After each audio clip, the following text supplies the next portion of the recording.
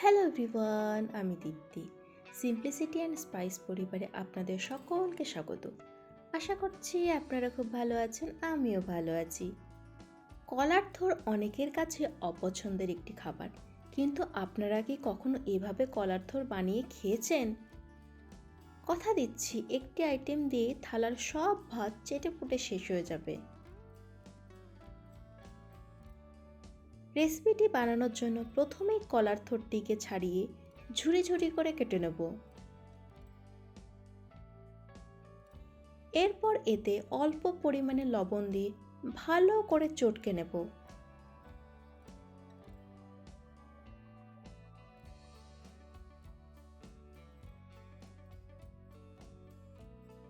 দেখুন ঠিক কতটা পরিমাণে জল বেরিয়েছে। অন্যদিকে একটি বোলে হাফ কাপ পরিমাণ গোবিন্দভোগ চাল নিয়ে জল দিয়ে ভালো করে ধুয়ে নেব।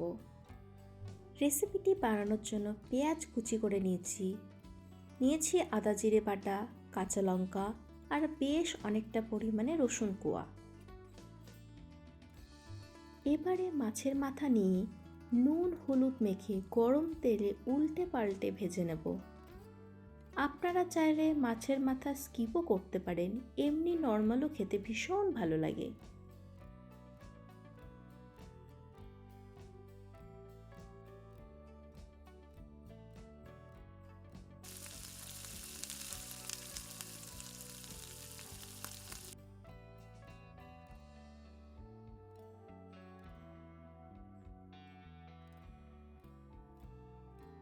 মাছের মাথাগুলি ভাজা হয়ে গেছে, এবারে তুলে নেব।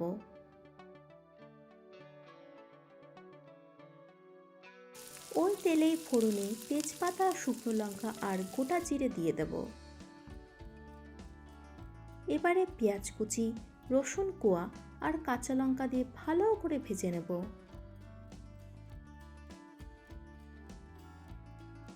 দিয়ে দেব লবণ দিয়ে চটকে রাখা থোড়। সবকিছুর সাথে ভালো করে মিশিয়ে নিয়ে একে একে আদা জিরে বাটা, স্বাদ মতো লবণ, হলুদ গুঁড়ো দিয়ে আবারও ভালো করে মিশিয়ে নেব।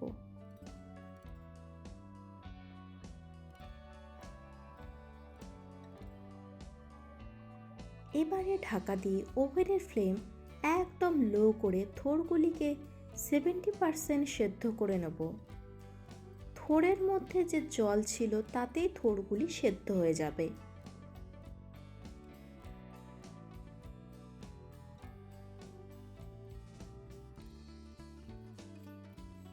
এবারে ধুয়ে রাখা গোবিন্দভোগ চাল দিয়ে সব কিছুর সাথে ভালো করে মিশিয়ে আবারও ঢেকে দেব।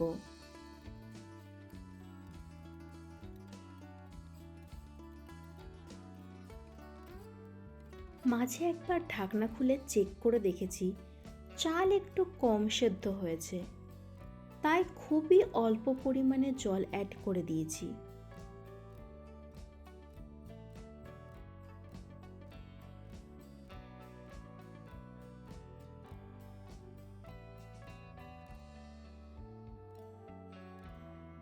এবারে ভেজে রাখা মাছের মাথা দিয়ে সব কিছুর সাথে ভালো করে মিশিয়ে নেব।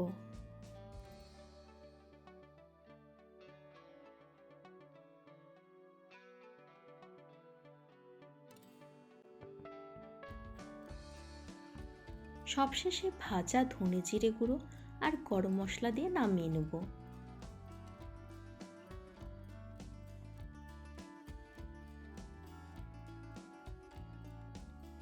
আমার মনে হয়েছিল লবণ একটু কম হয়েছে, তাই আর একটু লবণ অ্যাড করে দিয়েছি। আপনারা চাইলে শেষে একটু ঘি ছড়িয়ে দিতে পারেন।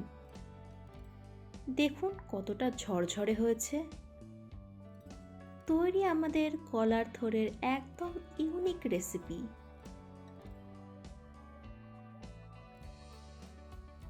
আপনারা একবার হলেও অন্তত বানিয়ে দেখুন, ভীষণই ভালো হয় খেতে।